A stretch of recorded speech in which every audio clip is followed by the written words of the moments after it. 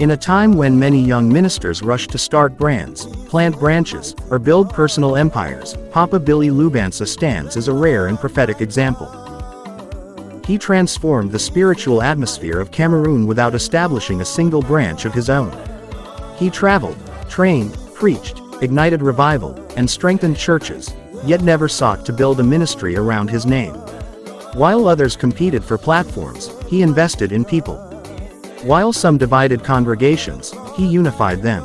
His focus remained the kingdom, not personal glory. His life teaches 3 clear lessons. 1. Kingdom focus.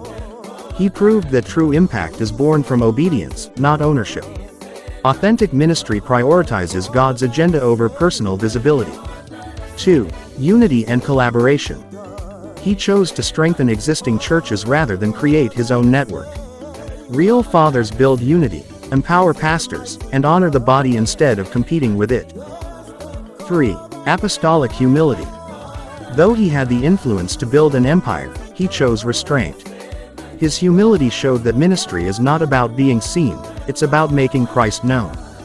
He planted no branch, yet he planted a revival culture that still speaks today. His example is a reminder to every rising minister: you don't need to be a founder to be a father. For a deeper look into Papa Billy Lubansa's life and legacy, get a copy of The Fathers of Cameroon Pentecostalism.